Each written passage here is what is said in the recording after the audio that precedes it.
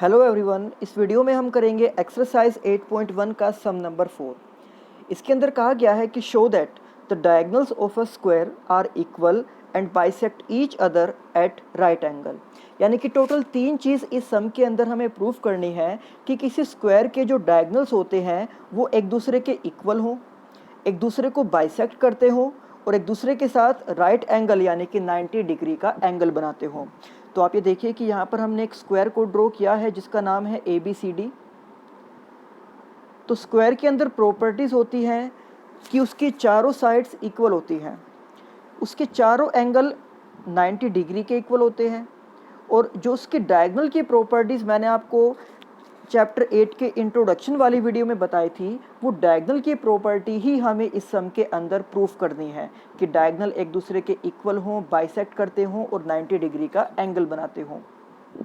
तो हम यहाँ पर लिखेंगे given ABCD is a square, ये हमें स्टेटमेंट में कहा गया है और हमें प्रूफ ये करना है कि डायगोनल AC और BD एक दूसरे के इक्वल हों, ये एक दूसरे को बाइसेक्ट करें यानी कि AO CO के इक्वल हो, इसी तरह से BO DO के इक्वल हो और हमें यह भी प्रूफ करना है कि ये एक दूसरे के साथ 90 डिग्री का एंगल बनाए, angle O equals to 90 degree.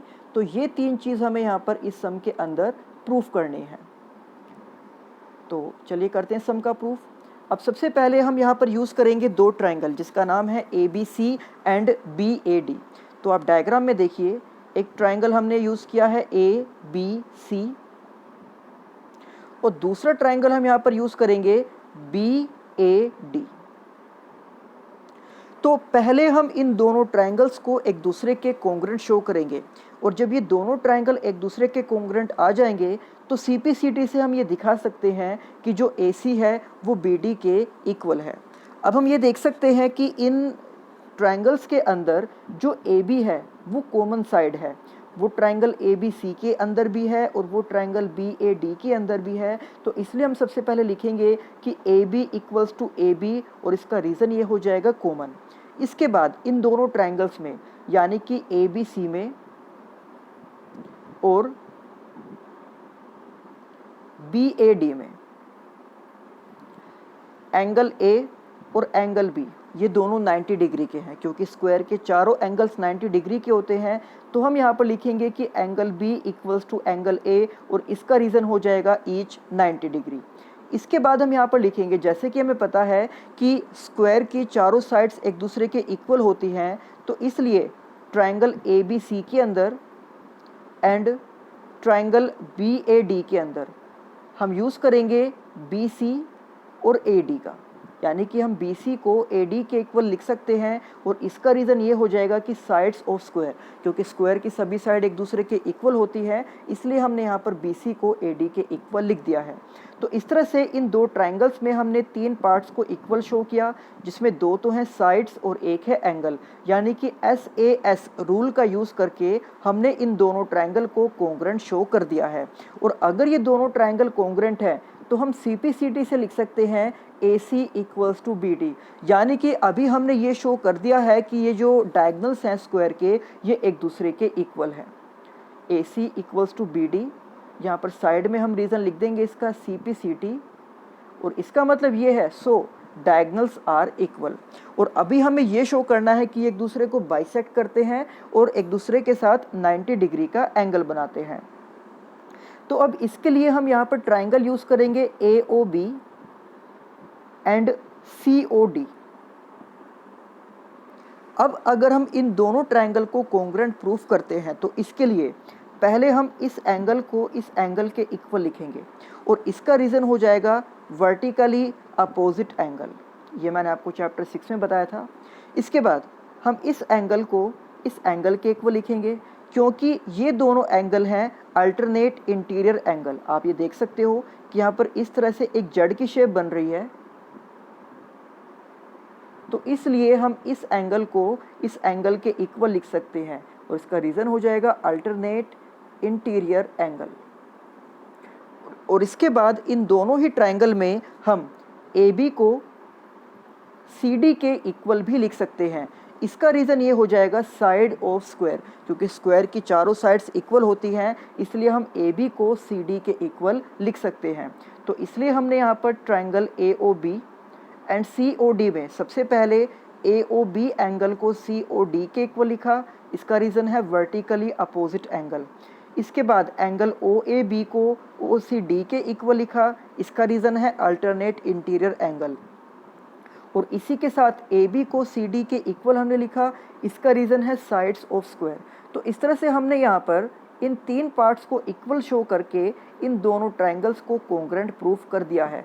और यहाँ पर हमने रूल यूज़ किया है एंगल एंगल साइड, यानी कि दो एंगल्स हमने यूज़ किए और एक साइड हमने यूज़ की है। तो अगर ये दोनों ट्राइंगल कॉन्ग्रुएंट है, आप यहाँ पर डायग्राम में देख सकते हो कि हमने ए ओ बी को सी ओ डी के कॉन्ग्रुएंट प्रूफ किया। और अगर ये दोनों ट्राइंगल कॉन्ग्रुएंट हैं तो सी पी सी टी से हम लिख सकते हैं A O equals to C O and B O equals to D O. तो हमने यहाँ पर लिख दिया है सी पी सी टी का यूज़ करते हुए A O equals to C O, B O equals to D O और साइड में रीज़न आ गया सी पी सी टी। इसका मतलब ये होगा कि डायगनल्स एक दूसरे को बाइसेक्ट करते हैं। अब एक थर्ड पॉइंट और हमें यहाँ पर प्रूफ करना है कि जो डायगनल है वो एक दूसरे के साथ 90 डिग्री का एंगल बनाते हैं।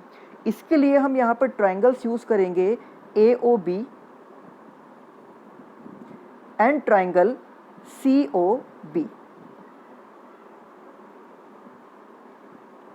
तो इन दोनों ट्राइंगल्स में हम ए बी को बी सी के इक्वल लिख सकते हैं, क्योंकि ये स्क्वायर की साइड है और स्क्वायर की सभी साइड्स एक दूसरे के इक्वल होती हैं।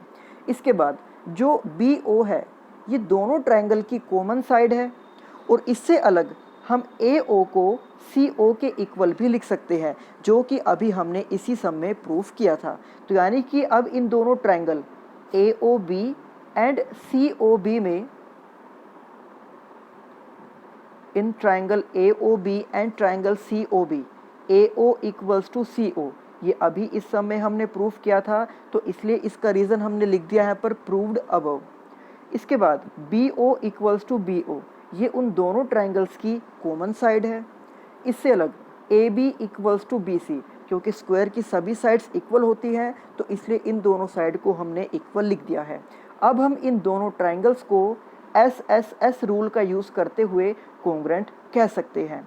और अगर ये दोनों ट्राइंगल एक दूसरे के कॉन्ग्रुएंट हैं, आप डायग्राम में देखिए, अगर triangle A O B and triangle C O B एक दूसरे के कॉन्ग्रुएंट अगर ये हैं, तो हम इस एंगल को इस एंगल के इक्वल कह सकते हैं सी पी सी टी का यूज़ करके। एक का नाम है ए ओ बी और दूसरे का नाम है सी ओ बी। और आप ये देखिए कि ये जो दोनों एंगल हैं वो लीनियर पेयर एंगल भी हैं, क्योंकि ये दोनों एक स्ट्रेट लाइन पर आ रहे हैं। तो इसलिए अब हम यहाँ पर लिखेंगे कि angle A O B equals to angle C O B, इसका रीज़न है सी पी सी टी। और क्योंकि दोनों ही एंगल एक स्ट्रेट लाइन पर थे तो इसलिए इन दोनों का सम हमने 180 डिग्री के इक्वल लिख दिया है और इसका रीज़न है लीनियर पेयर्स ऑफ एंगल।